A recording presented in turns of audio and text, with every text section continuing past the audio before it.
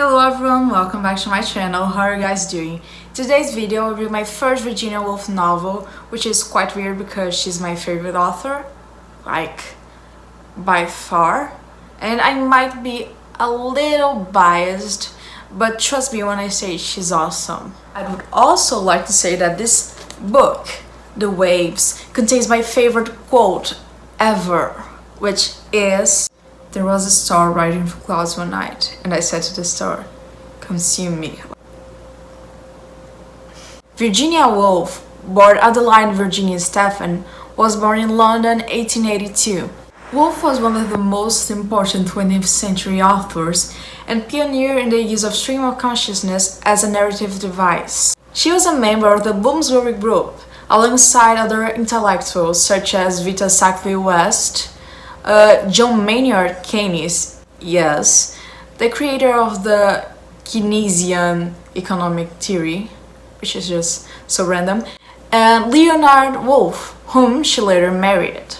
Virginia's debut novel was The Voyage Out, published in 1915, which was followed by Mrs. Dalloway, To the Lighthouse, and Orlando, her biggest success at the time, although I have to say that my personal favorite is A Room of One's Own.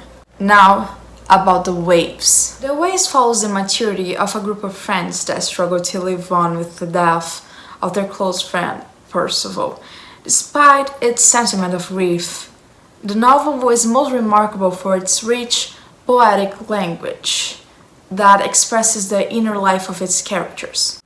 In its early stages, we've conceived of the waves as the representation of a mind thinking, not a genderless nor androgynous mind, but the mind of a woman. This counterposes for Orlando and A Room of One's Own, where she argues that the ideal creative mind must be androgynous, containing elements of both the female and the male. As her previous works do, The Waves follows a Woolfian idealism, marked as well by the stream of consciousness, representing a continuous flow to the story. The parallel between musical composition and The Waves may be made.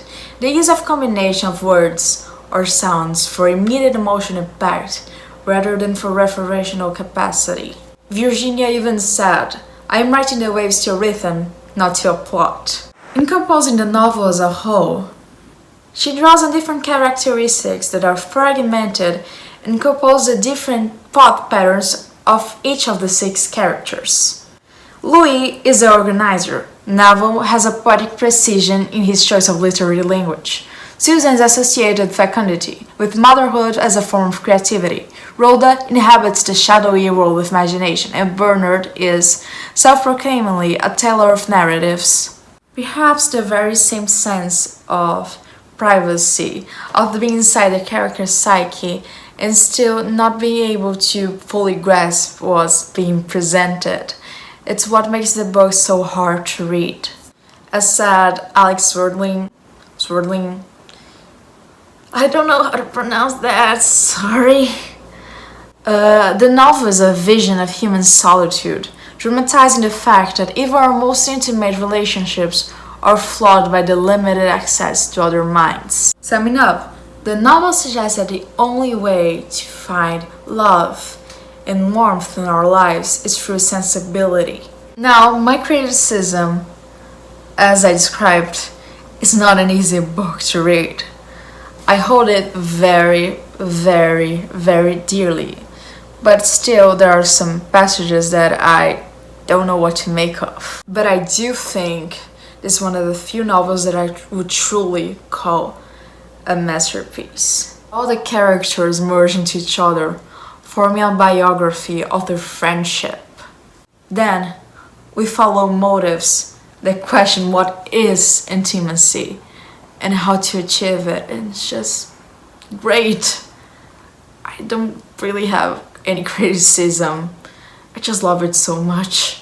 Thank you for watching, folks, and that's it.